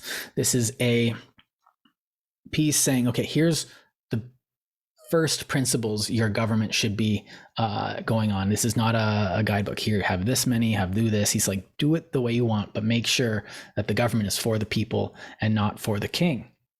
Now, the problem is that, and he does give the executive power for what he calls prerogative. So this is what we call, in the States, you would call it an executive order. In ancient Rome, you'd call this a dictatorship, where they'd have two consuls, but if the Carthaginians were getting uppity or a barbarian was at the gates, they'd be like, oh, you are in charge, take care of that. And for 6 months they'd take care of it, and for a while it worked. And so when something beyond the law needs to be done quickly, because he understands that the law isn't going to cover all its bases, that sometimes you're going to need to make a decision that has no bearing on the law. Unexpected things happen all the time, and you need to be able to make a decision quickly. But the decision needs to be put in check and make sure it's, again, what was the term I used? Salus populi suprema lex esto. So for the good of the people. And so, but the obvious, basically, it's just some oversight. The point is to try to eliminate there being any one person in power making one decision, right? So that's sort of the idea of the parliament and the Senate too. Right. There's a check and a balance. That's why there's usually 3 bodies of government, is so that two check on the third, the other two check on the other third, etc. Yeah. And this is coming off, this isn't just him coming up with this off the cuff. Like, No. he's not just being like, I'm a genius, I came up with this, because it comes back from natural law. But you look at the British tradition, and he goes into, he's pretty aware of the British tradition, but you have the Magna Carta, where you have the king who's in check by the nobility, and then later on you have those two powers being in check by the commons, essentially. And so you have and after this, this was the beginning of this is the start of English common law. You'd start having the judges, the legislative, start forming ever so slowly over the course of the next 100 years in Britain. But he's coming off of a tradition where he's seen powers acting against each other, and this is what made Britain strong in the long term. Because they survived, like Britain lost all of their holdings, except for a few in France, which actually they held a lot in Normandy, Aquitaine, Gascony, and Caen. But they lost them over the course of the 100 Years' War. But the monarchy survived that. They survived the War of the Roses. The polity was strong enough to withstand these earthquakes, because nobody was able to make massively stupid decisions. That doesn't mean stupid decisions weren't made on a regular basis, because they were. But you had this tradition, and he goes into saying how James II later on would say, I'm not the king because God made me. I'm the king to help the people. I'm still living under God. And so he goes on to say there's already precedent for this, even in England. And we take this to be, and we do take this for granted nowadays, because nowadays, we need someone who just gets stuff done. It's like, that's the opposite of the thing you want. You want a government that belabors every point annoyingly ad nauseum. You want them to actually sit there and talk for days. You want that. That's an ideal, is you want your government to sit there and just talk until they're exhausted doing their actual jobs. And there's excellent evidence for this all over the world, like China and Russia, and there are countries who do have that type of dictatorial power, and they do get stuff done. But what you end up with is dams that fall over, flooding over countrysides, wars that the people don't want. You've got all types of problems that arise from having been surrounded by yes men, because you execute all of your opponents or people who dissent or disagree with you. And that's exactly what we're trying to prevent with this type of social structure and organization, is to minimize the harmful, damaging effects of human psychology. We're trying to maximize human potential while also recognizing our social psychology is inherently flawed. So we're trying to create structures and systems that get around our faults through recognition of them. And that's another one of the huge reasons that I promote philosophy so much, is because that's a lot of what it's dealing with, is figuring out the social psychology and then figuring out rational solutions and logical progressive solutions to those issues, rather than just demonizing people and saying, we should all be communists and just be one happy family with kumbaya. That doesn't work, because humans aren't built that way. Well, communism is it's a theology, essentially. Yeah, but it's patently false just by evidence. Like, if you ever look through human nature, there's always been a prince that tries to get power by killing his own family members. There's always been people who murder other people for their stuff, or men who rape women, or other men for that matter, or committing people to slavery and things like that.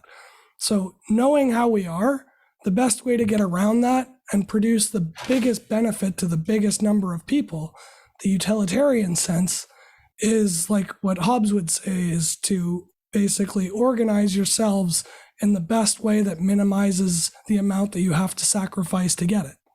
That's sort of the point to the whole thing. Yeah. And the Mill, the utilitarian philosopher, who's definitely worth reading. And utilitarianism, besides getting missaid, is often misquoted and frequently disquoted by any and people who have only cursorily read him. There are problems with it, but it's definitely worth reading. And that would be 160 years later, maybe, around that, because Mill was writing in the mid 19th century, and this is happening at the end of the 17th century. So these ideas do flow into each other, and they are coming off of each other. And I think, let's see here. The purpose of government, he says, and I think this came out great in section 219, was where there is no longer an administration of justice for securing the men's rights, nor any remaining power within the community to direct force or provide for the necessities of the public, there is certainly no government left. And this is a negative definition, as obviously, because one of the things he gets into after defining what government should be, when this is securing men's rights, it's the first thing. Now, men, he means men and women. And he's specifically said this when talking about, he does believe men have certain responsibilities to lead and stuff like that, but he kind of sees them still as equal because they have equal but distinct roles in society. So men and women. I don't care if you think it's sexist, it doesn't really change the thought if you change it to women at all. For securing men's rights, nor any remaining power within the community to direct the force. Sorry, they are the power within the community to direct force to provide for the necessities of the public. So these necessities being law and order, these necessities being emergency, I guess, provisions, disaster relief, that kind of stuff. We've expanded that quite a bit, and it's jury's out on whether that's been a good thing. But these are the basic things that the government should be doing. And if it doesn't do that, so if the government gives you candy all day and you say good, but they don't, do their most basic things, then what do you do? What, as an individual within a Commonwealth, do you have the right to do with regard to the government? And he gets into this in chapter 19, which is called the dissolution of government. And so in section 214, it's starting to sound like a thing, he says, so your government starts falling apart, which it naturally will. And he sees government as a transitory thing. Your government isn't something you should be married to. Your government isn't something you should be, like, you should, guess, be loyal to it, more than any other nation, because you're the one living in it. It's like you should be loyal to yourself because you're the one being you. But that loyalty comes with, restrictions. That loyalty comes with a caveat, which is when such a single prince sets up his own arbitrary will in place of laws, which are the will of society declared by the legislative and legislative change, you have the right to revolt. And so revolt means exactly what you think it means. You have the right to, and he uses this word differently than rebellion, which he seems like, anyway, we'll get into that. But revolt is literally armed conflict against your oppressor. So the best example of this was the American Revolution. And they did this probably the most effective out of any revolution in history, because they started by setting up the legislative. They started by declaring what their government was with their constitution and their Declaration of Independence, because they saw that they were being tyrannized, and their property was being seized, and they didn't have control, and they didn't have representation in the Commonwealth that they were taking part in, which, if the crown would have given it to them, history would have been different. But they saw this as not as the government having absolute authority over them and not having their rights, which they had read in certain books like this one, and Montesquieu and Thomas Paine and Edmund Burke and all the writings of all these guys. and they had seen this, and then they did the right thing by setting up the rules first, and then took up arms. They didn't just start taking up arms, but they figured that they had the right to do this as people. And this is one of the things that they saw giving them the right to do this. So just there's one quick comment on that too, if you don't mind. Yeah. Just for the relevant today sort of reference or whatever, Black Lives Matter is essentially taking this the exact same way. They're basically saying that since we all agreed or glorified the revolution and the independence of the original oppressors and tyrants or whatever, that they're feeling that they're in the same position now as Americans were to the British back then. So the Black Lives Matter protesters who turn rioters and who are getting violent, and this is their justification. It's basically based on the American upbringing, like glorifying the forefathers and the philosophies that led to the founding of the states. I'm not saying they're right. I'm saying this is the philosophy, their ideology. They're not just blind idiots trying to break things. They literally believe that they're being equally right. And I have no problem with a group saying like Black Lives Matter. I have massive problems with the group Black Lives Matter and the institution of Black Lives Matter. Like, Black lives obviously matter, but that's a forced contradiction.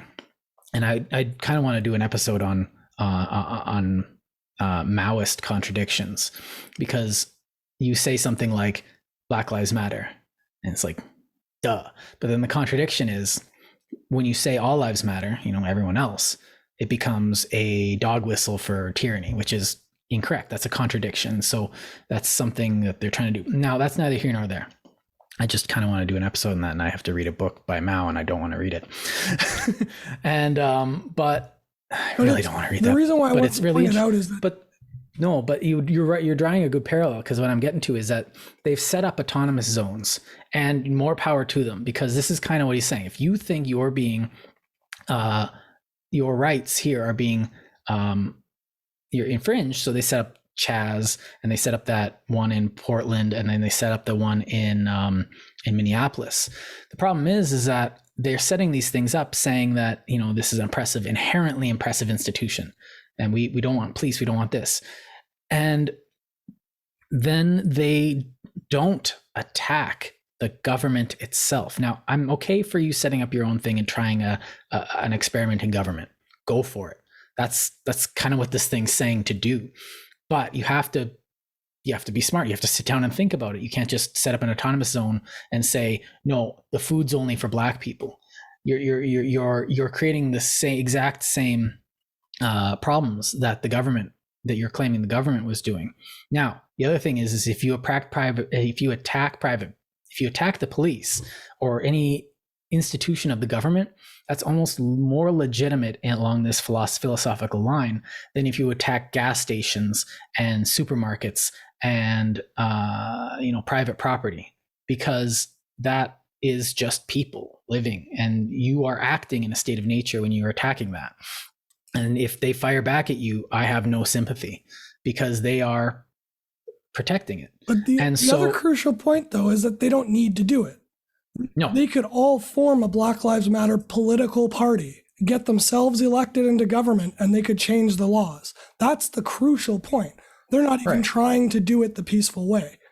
They're jumping straight to revolutionaries because that's how they rile the base. So this is interesting, because I found this in section 228, whatever. I'm saying that for the people watching. He says, if they who say it lays a foundation for, so they are putting themselves in a state of war with those who made them the protectors and guardians of their peace, are properly and with the greatest aggravation rebellions and rebels. So he's kind of using rebel and rebellion a bit differently than revolution. Revolution is where you grab your gun and you say, we're going to enact a better government because the one you're doing right now is arbitrary and stupid. And so you use force as a group to establish a new group. Now, but as a last resort, though, right? You're supposed to exhaust last all resort. Of the processes and protocols in place already, and then you're still being oppressed. Then you go to that Like, So, it's not the first resort. but he kind of makes it sound like, and this is me reading into it, so don't think this is him, is that what Black Lives Matter is doing and what all of these people are doing is rightful, and you're allowed to conglomerate and resist the authority of the government by essentially protesting, by essentially doing things in opposition to the government to show the government that they need to be better. So it's the duty of the citizen to, when they are being treated improperly, when there's some misappropriation of power, or when rights are being violated unbeknownst to the government, to make themselves heard, and in that way rebel and revolt when absolutely necessary. This is why they have the Second Amendment, because the Americans know that their government is not infallible, that their government is infallible. The government Double is negatives. fallible. The government is fallible. Sorry, double negatives. I'm sorry, guys. I should do better than that. But, and so they say, and this is why he's not a pacifist. He wants peace. He wants people to live in peace, but he knows that that's not how nature works. He knows that that's not how humans work, because there's always going to be people who try and cheat the system. There's always going to be people who'll be like, I could become King Washington, which didn't happen. Although there's some like interesting games. I think Civilization did one where you could play as King Washington of the Kingdom of America. And there was an attempt to say, hey, why don't you become the dictator? And everyone's like, and even Washington was like, that's not how this works, buddy. Jefferson himself, I think, set up the term limits to get himself out of presidency. They told him he should run again. He was like, nope, I don't want that in my country. Right. Anyone who badmouths the founding fathers hasn't studied them, because those are some interesting guys. You don't have to agree with them to appreciate their concern and heartfelt input, Like, I didn't agree with everything Jefferson says, but damn, could he write? But so him on violence, he says, if an innocent, honest man must quietly quit all he has for peace sake, to him who will lay violent hands upon it, I desire it may be considered what kind of peace there will be in a world which consists only in violence and rapine, and which is to be maintained only for the benefit of robbers and oppressors. So essentially, if you say, it's better to live and let live, it's better to live in peace, I'll just let them take my stuff. It's like when you work at a grocery store or a retail job, and someone comes in and says, give me all your stuff. And then the company says, just give it to them, just give them whatever they want. You can see the results of this happening in California right now. No one convicted under $950 of theft. Well, guess what that does? And then all the companies are letting it go. And so what he's saying is, don't lay down and let people walk all over you. Fight. And be ready to fight, because this is something, the Commonwealth, which is, you have created this thing for the benefit of everyone. It's not something that's given to you, something you have to make. It's something you're taking part in, and it's something you have to be willing to fight for, because if you don't, violence and rapine, so you're just going around taking and raping, will be the rule. You have to stand up. So he's saying, like, this is not a pacifist thing. You need to be able to put up, and if you're not willing to fight for it, a lot of times it must not be that important to you. So and just because you're willing to fight for it doesn't mean that you're expected to. Like, it's right. like a cold war between the people and the government. The government needs to know that the people can fight back so that they don't overstep. And the people need to know that they're going to be expected to if the government oversteps. But in an ideal world, there's a balance. The people don't overstep the government doesn't overstep the people. But you need that threat to be there. And not like a threat like I'm threatening you. I mean, just the threat of knowing that they can. Right. I mean, and like, you threaten the threat your of kids. not getting elected is a great threat. Yeah. And like, we threaten all the time. It's part of who we are, because we need, it's an awareness of the consequences. Boundaries. And everyone makes fun of it, but an American with a shotgun in their foyer knows that there might be someone coming in, and there might be put in a state of war where they need to use it quickly. And that almost the shotgun is almost better tool of awareness of the fact that what you have is important than actually using it. Nobody wants to shoot anybody. And if you do want to shoot someone, you shouldn't actually own guns. But this doesn't, this is, he's talking in a time where, you know, you have swords, where a musket is the thing. Like, yeah. people And so went to duel. And yeah, that was so stupid. Dueling was dumb. Like, really but stupid. Guns actually, and this is what I'm going to say, guns equalize this. We make each other equal. The strong doesn't matter anymore when you can put a 45 through someone's heart. And it doesn't matter if you're a 90-pound woman, if you've got, you know, 9 ounces of lead. And so it equalizes this equation. The threat can be made by anyone now. And this is not, and the gun isn't the only tool either. The protest is a tool. A lot of people are using it wrong and, you know, showing up, look how many of us there are. It's like, you're not demanding anything specific. You're just showing solidarity in a cause. The government doesn't care because they're like, do you want us to change anything? We want you to change. And then they go back to their work because you're just standing there. Because nobody shows rebelling. Up to vote. Well, yeah, you have this one point of rebellion every 4 years, and then you decide to yell about nothing in front of a building with no one in it. Exactly. And that to me is the problem. People would rather bring a gun to a rally or a protest than read a book and vote. Mm-hmm. That to me is tragic. Because like the opportunity to read a book and the opportunity to not get shot are luxuries that we have that humans didn't have for a long time. And we're not using them.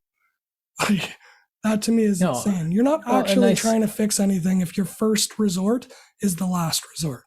Right. And I do have my last resort, and I keep my last resort sharp. Yeah. And you should. And, everybody should have a last resort. And that's why I own firearms, is because I understand that the Canadian government, as much as I love it, as much as I hate it, isn't an eternal thing. And it shouldn't be an eternal thing. You know, we could have Canada 2.0 and we'll be sitting there sipping, you know, margaritas and eating pizza. That if you get that reference, clap. But saying, man, this is way better. And all we had to do was, you know, complain a bit, fight a little, and now posterity is just going to have this Canada 2.0. Why not? If it seems good. But you know what? Canada's doing okay for now. Things are changing, and we have yet to see where they go. But, you know, if stuff hits the fan, I want the tools to be able to live in a state of nature and be able to form a commonwealth with other people in the right way.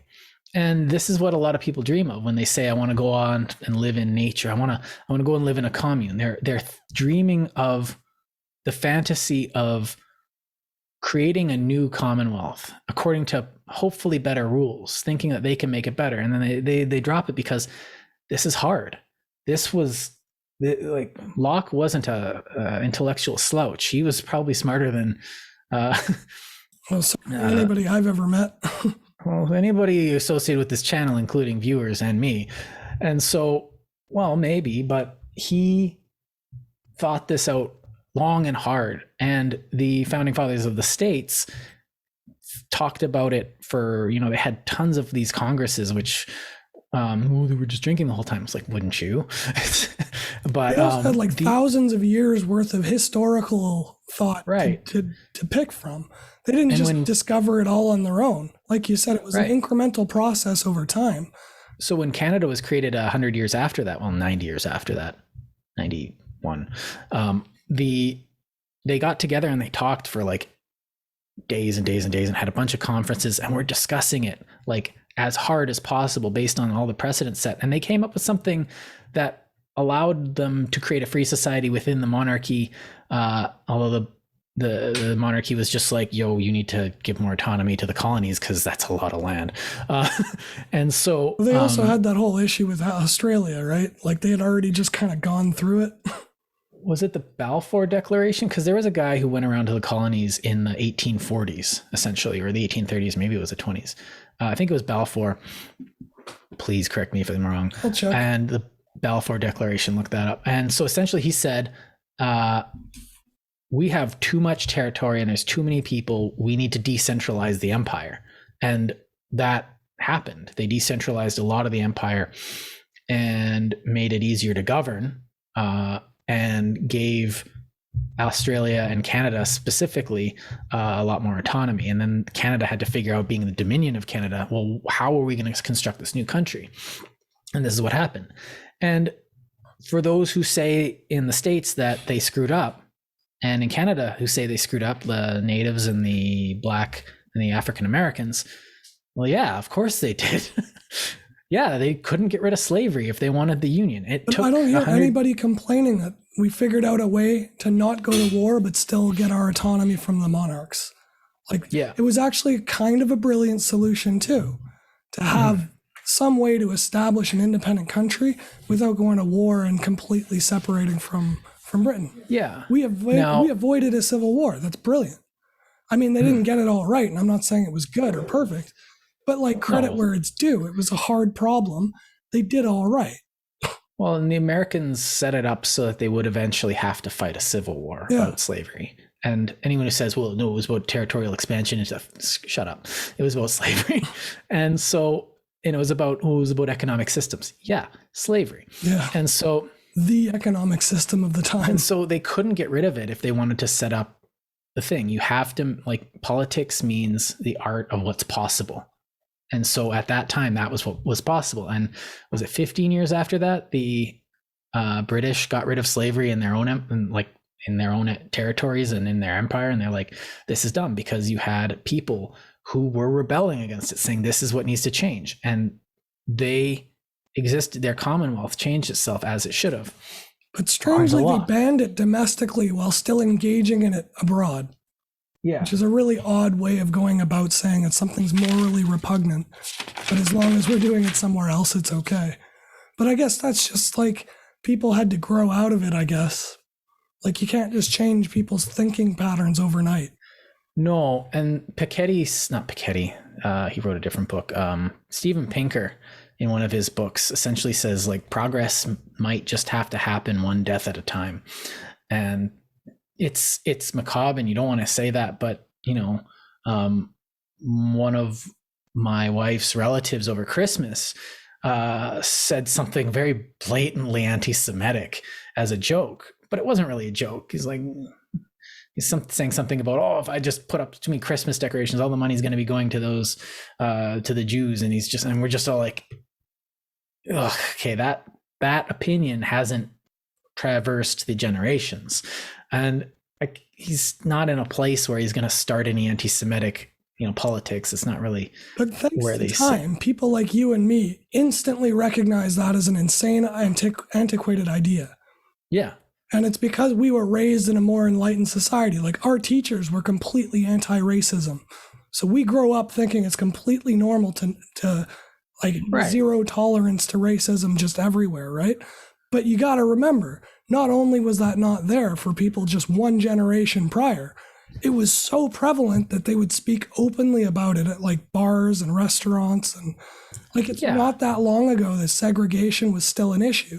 But it's still a whole generation of people dying before it actually got implemented. Right. And we we are taking like two steps forward, one step back. You get people who are still racist, obviously. Yeah. And then you have people like, Ibram X. Kendi, who is like, you need to fight racism with counter racism or counter prejudice. And so anti-racism is just literally racism against white people. And that's exactly why I object to it, because it perpetuates. Instead of letting it just fizzle off in a generation, by establishing an anti-racist platform, you're making sure that racism sticks around for another generation. Right. And this is something I kind of want to bring it back, but tangent. No, I do want. This is a good example of things that are possible in a commonwealth. And so he defines now a monarchy, or an absolute monarchy, he sees as just an extension, an elaborate extension of the state of nature, where someone's just stealing from a whole bunch of other people because reasons that he's convinced of. Now, you can't, in a monarchy, you can't do, like the opinion it will change based on what is it forced on them. In our society, we can say things like that. We can have these discussions. We can have YouTube. Like in Okay, I guess the question is China a state of nature because they're a dictatorship with, you know, socialism with Chinese characteristics, but It's they aren't capitalist allowed. dictatorship. Yeah, it's fascism. There's Oh man, we nothing told that. socialist or communist about it. No, Look how it's rich the richest are there, and look at how the leader is. There's just, it's not communism. it looks a lot like Nazi Germany. Yes, it does. Oh, Krupp. Yeah, let's get together. You can be rich. What about the Slavs? What about the Slavs? And so you have that. So you have 1 point something million people living in a state of nature where their rights are being thing, and they're not allowed to do what we're doing right now. And what, like, this leverages that capability by the use of our natural rights. Me having property to own this mic, own this camera, which I got backwards, speak the use of my liberty. I guess the further property, the use of this house and the books to read that I can own without recourse and having people come, Gestapo knock on my door. The ability to discuss it, the free use of my mind and my mouth and my vocal cords, and the freedom to put it online, and the freedom to accept criticism from people in the comments, and then the natural right I have to not be killed just willy-nilly for this, and the, I guess, health. I need my health to do this, but you can't do. I don't have to worry about the government killing me. I don't have to worry about the government taking my organs and selling them to rich people in Singapore. I don't have to worry about any of that. And so we leverage our own talent to explain this fundamental document through the use of our rights to other people so that they can, more effectively use their rights in our society. And so that's why Locke's important. Helps, like, sorry. Hopefully it helps budding countries and democracies like India, because not everybody in India is going to get the same political education. They're going to get either none or vastly close to none. Yeah. Just because the population hasn't developed yet. Like, they don't have curriculums that are spread across the entire country that are self-similar. They don't have... the general population isn't as engaged in politics because they can't be yet. They're the world's biggest democracy for a reason. They got better voter turnouts than we do because the people are engaged and they're passionate about it. But it's new. It's going to take time. But hopefully this type of prose or rumination or discussion can help people in countries like that, not just our own, but obviously our own too, but help people in budding democracies develop their own better democracies. Like, I got nothing better democracy. Anybody else's country. I want them to have fully functioning democracies, even if it's better than mine, because then I can model my country after them. Like, if Kenya gets rich and starts having, leveraging a free society and allows its people to do and becomes the best Kenya it could be, that can only make my life better. Yeah, I don't good know. For everybody. And at home, I think the cynicism towards, and this is kind of one of the fears I had going into this, was the cynicism towards works like this was kind of off-putting, because there's a lot of cynicism towards our society right now. There's a lot of cynicism. And some of it is, if you watch people like Yuri Bezmenov, who detailed that a lot of what was happening in the 70s in Canada was a result of his establishment of cynicism in Quebec. And there's a lot of propaganda coming out of the what we used to call the second world or the communist world, where they're trying to make us a manageable threat instead of an overwhelming obstacle to what they want. Because NATO alliance is the largest power on this world. Don't kid yourself. And to weaken it, it's easier to, instill cynicism.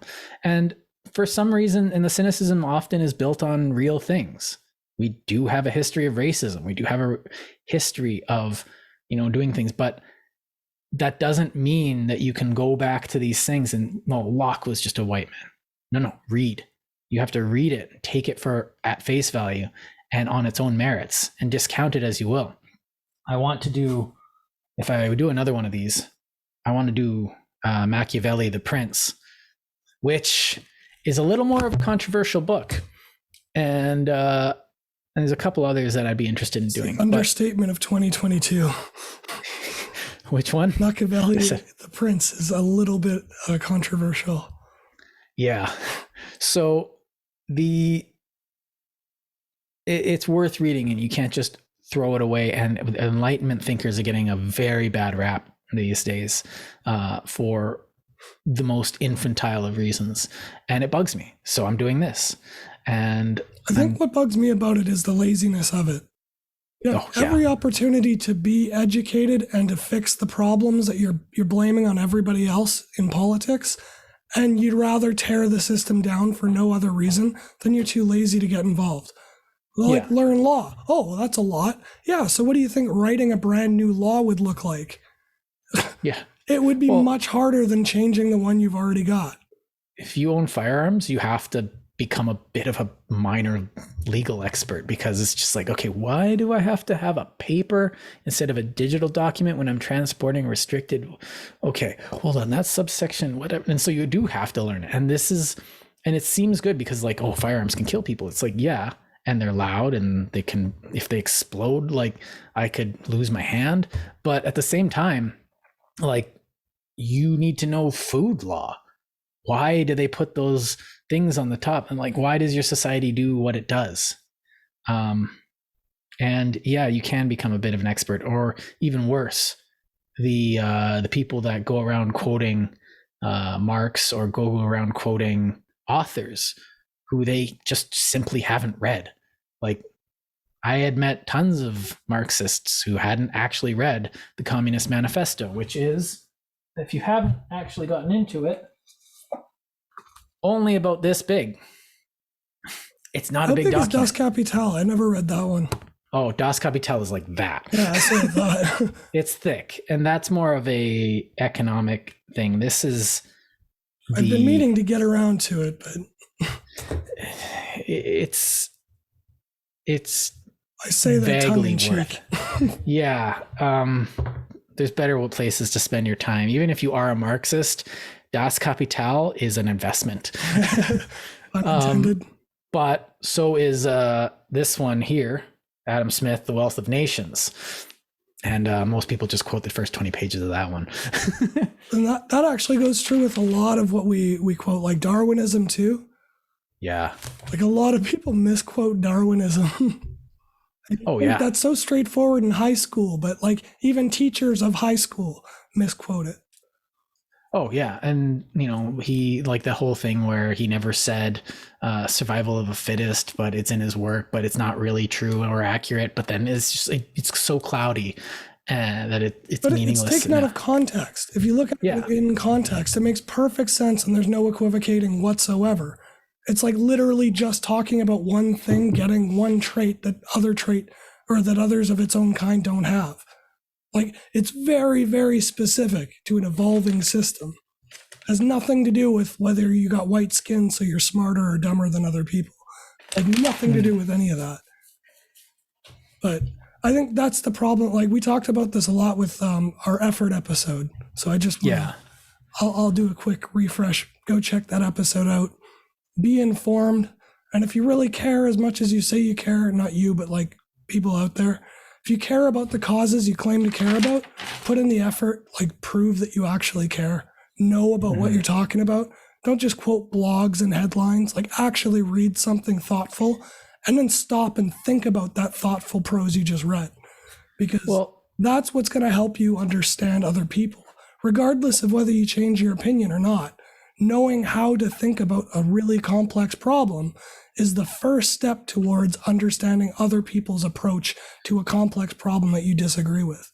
Right. And living in the society, the the benefit of that is that you're giving yourself ammo, and like these books are ammo. If you understand what Locke is saying and you understand how it fits into the context of your society, or how you want, if you're living in a, I don't know, if you're living in Mexico and I'm sorry, Mexico is not a happy country right now, and you want to change it for the better, well, you have to understand what you want. And reading someone like Locke gives you ammunition. If you're trying to change your local state or provincial law, or you're trying to challenge the government with something it's doing, this will give you ammunition to couch your arguments with a philosophical foundation. And so, because if you're just saying, I want change, well, what's wrong? Well, I don't want to be this poor. Well, you could work. Well, no, it's because there's this law. Okay, well, that's actually different. It says that I can't work. Well, why not? Because my arm's broken and there's a law against people with arms breaking, doing labor. It's like, oh, it seems like an oversight. So the problem here in this situation would be someone's right to attain property and their liberty to work is being infringed. And so you go to the government and say, my right of, my freedom, this aspect of my freedom, which is a natural right that I have, is being infringed by the government. You're not protecting that right, you're infringing upon it. And so the government will have to take it under advisement. And so this is what you need to do. You'll be more successful if you understand the way the society works, because it is complex. It's got hundreds of years of precedent that goes into it. And this is only one of the texts that it draws upon. And this is only one aspect of it. This is the governmental aspect. It doesn't cover economics. It doesn't actually cover foreign policy that well. It just says, here's the first principles of what a society like ours should be. And knowing your first principles allows you to work from somewhere. So I think I'm good for that. Yeah. Oh, Chris's voice is gone. Apparently. I'm going to put the link for a freely available PDF on this book online. You can find audio versions of it on YouTube, but I'll link a couple so you guys can get to it. And yeah, if you got confused or you need any clarification or you have retorts, then put them in the comments. Or different interpretations, ideas, like everything. Yeah. We should just talk about this shit a lot more often. Yeah. So not you and me, we always talk about this, but yeah. I mean, we as a country. Yeah. And I guess one of the reasons I came to this, and the reason I talk about it a lot, is because I actually like what this does. I like how it doesn't discriminate. I like how it, this is just a personal note, I guess. I like the idea of, government for the people, by the people, that kind of stuff. I like the language of, what do you call it? We take these truths to be self-evident that all men are created equal and endowed with inalienable rights, that kind of stuff, because it lets me work, and it lets me work in a place where I don't need to get into anybody else's business. I like the society I live in. I just want to understand it. So I guess we should all be trying to make it better, because if we believe like sincerely that we're perfect, then we're misguided. Yeah. Yeah. There's no way that this is the best we can be. Oh yeah. But that means there's room for growth. That's optimistic. It's not cynicism. So 4 steps forward, 3 steps back. Lots of booze in between. Yep. All right. Thank you guys for watching. You want to tell them where they can find all our other stuff? I'd like to try. chrisdriver.com/feed/RSS feed for the XML. Subscribe to the RSS feed. It's in the description as always. We're on YouTube and iTunes and Twitter. We're getting active on Twitter and Facebook now. Yeah, I'm probably not going to be on Twitter. I'm trying to stay away from it. No, you're handling share- the Facebook for me. Yeah, I've got that, See, which I should handle. It works. Yeah, I'm not gonna go through Smith, but leave a like, share with your friends. The better we can game the algorithm, the more effort I have to put in, and the better my arguments get. So, and we're working on an app too. So if you've stuck around this long, you get inside scoop. That's what we're doing. So yeah, easier access. All right. Well, we'll see you guys next time. Peace out. Assalamu alaikum.